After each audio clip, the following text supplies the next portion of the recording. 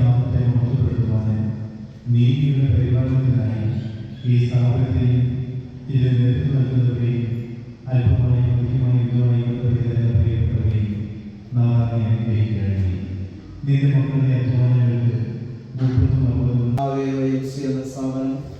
സ്വാഗതം ചെയ്യുന്നു. ഇപ്പോൾ ഈ സ്ഥാപനത്തിന്റെ നവീകരിച്ച കെട്ടിടത്തിന്റെ പ്രതിഷ്ഠാ ശുശ്രൂഷ നിർവഹിക്കുവാനായിട്ട് ഇവിടെ സന്നിധിയായിട്ട് ഞങ്ങളെ നിന്റെ കൃപകരണം പ്രാർത്ഥിക്കുന്നു. ദൈവമായ കർത്താവേ, അവിടുത്തെ കരങ്ങളിൽ ഏൽപ്പിക്കുന്നു. അവിടുത്തെ സാന്നിധ്യത ഞങ്ങൾ എല്ലാവരും അവിടെ നിറച്ച് പരിപാലിക്കണം. അവിടുത്തെ കൃപയിലും ശക്തിയും ബലപ്പെടുത്തണമെന്ന് പ്രാർത്ഥിക്കുന്നു. അവിടുത്തെ നമ്മളാൽ നിറയണം. യേശുവിൻ ഞങ്ങളുടെ നാമത്തിൽ തന്നെ ആമേൻ. നാമത്തിൽ ഈ കെട്ടിടം ആശീർവദിക്കപ്പെട്ട് വിശുദ്ധീകരിക്കപ്പെടുന്നു.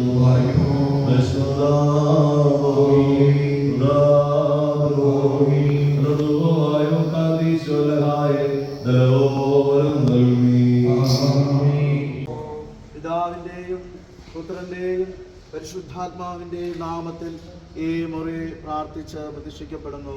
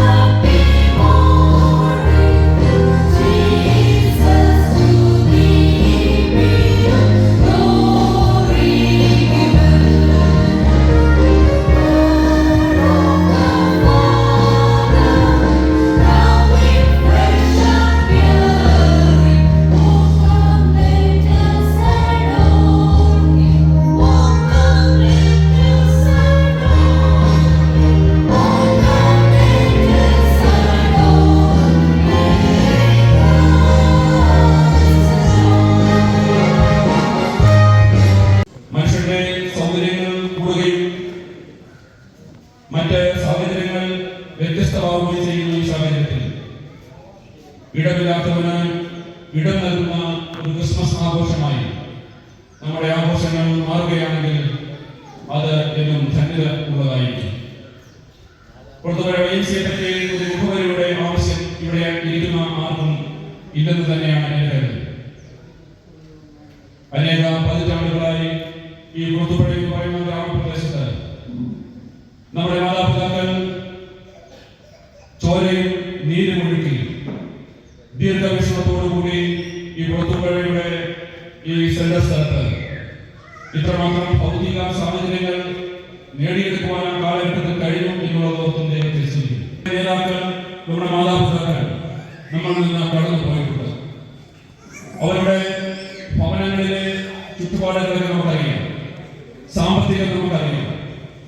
ഈ മേഖലകളെല്ലാം അവർ വേണ്ടെന്ന് വെച്ചുകൊണ്ട് ഇന്നത്തെ ഈ മീറ്റിംഗിന്റെ അധ്യക്ഷ പദവിയായിരിക്കുന്നത് കൊടുത്തുപുഴ വൈസിയുടെ ഈ വർഷത്തെ പ്രസിഡന്റും ബോർഡ് മെമ്പറും മറ്റ് ദീർഘകാലമായി പ്രവർത്തിക്കുകയും ചെയ്യുന്ന ശ്രീ കെ ജോണിയാണ്.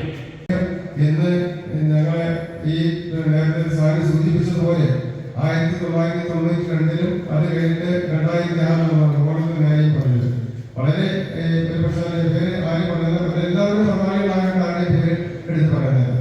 അവരൊക്കെ പലയിടത്ത് പോയി രാവിലെ പോയി തണ്ടി പിരിഞ്ഞു എന്ന് വേണം പറയാം. എടുത്ത ഒരു അധ്വാനമാണ് ഇന്ന് നിലനിൽക്കുന്നത്. അത് കുറച്ച് സാമ്പത്തികമായി നമുക്ക് ബുദ്ധിമുട്ടുണ്ടായതുകൊണ്ട് അതുപോലെ തൊട്ടപ്പുറം കെട്ടിടങ്ങളുടെ പണിയുന്നതായി പോകുന്നതുകൊണ്ട് ഇതിനെ ആ കാലഘട്ടത്തിൽ ശ്രദ്ധിക്കാൻ പറ്റാത്തതുകൊണ്ടുള്ള കുറേ പഴക്കങ്ങൾ വന്നതുകൊണ്ട് വളരെ അധ്വാനിച്ചുണ്ടാക്കിയതാണ് ഈ ഇന്ന് അതോടനുബന്ധിച്ച് നമ്മളിത് ചെയ്യുമ്പോൾ ഇത്രയും നാളെ ഈ വൈദ്യുതിയിൽ പ്രവർത്തിച്ചിട്ടുള്ളവർക്ക് ആദരവ് കൊടുക്കണമെന്ന് ആഗ്രഹിച്ചു. അതുപോലെ മുൻകാലങ്ങളിൽ ഈ ഭാരവാഹികളിൽ നിന്നുള്ളവരുണ്ട്, ബോർഡ് മെമ്പർമാരായിട്ടുള്ളവരുണ്ട്. അങ്ങനെ 70 വയസ്സ് കഴിഞ്ഞവരെ മുൻ ഭാരവാഹികളിൽ ഇന്നത്തെ നിയമം അനുകരിക്കുന്നു. ഇതുപോലെ ഉന്നതമായ ചുമതലകൾ വഹിക്കുന്നവരാണ്. അത് വെറുതെ വഹിക്കുകയല്ല, ഓരോ ദിവസവും സത്യസന്ധമായ ആ ജോലി ചെയ്യുന്നത് കടുത്ത പരീക്ഷണങ്ങളാണ് ഇപ്പോഴും നേരിടുന്നത്. ഇന്റഗ്രിറ്റി കൊണ്ട് പോരാടുക എന്ന് പറയുന്നത് ഒരു ഉദ്യോഗസ്ഥയെ സംബന്ധിച്ച് വളരെ എളുപ്പമല്ല. പക്ഷേ അതേറ്റവും മാതൃകാപരമായി വളരെ അന്തസ്സായി അത് ചെയ്യുന്നു എന്നുള്ളത് നമുക്കെല്ലാവർക്കും അഭിമാനമാണ്. അതിന് പ്രേരകവുമാണ് എന്ന കാര്യത്തിൽ യാതൊരു സംശയവും ഇല്ല. പ്രിയമുള്ളവരെ, അതുകൊണ്ട് ദീർഘമായ ഒരു പ്രസംഗത്തിനോ സന്ദേശത്തിനോ ഞാൻ മുതിരുന്നില്ല.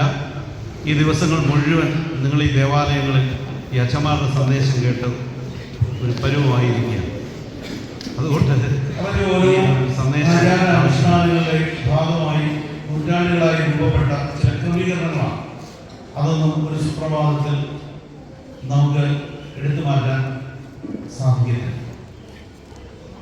എന്നാൽ നമ്മുടെ എല്ലാം ഹൃദയങ്ങൾ ദൈവം വസിക്കുന്ന ഇടമാണ് എന്ന് നമ്മൾ വിശ്വസിക്കുന്നു. നമ്മൾ അങ്ങനെ പ്രാർത്ഥിക്കുകയും ഏറ്റുപറയുകയും ചെയ്യും. നമ്മൾ ഏറ്റവും ഉന്നതമായ ഒരു ദേവാലയം നമ്മുടെ ഉള്ളിലുണ്ട്.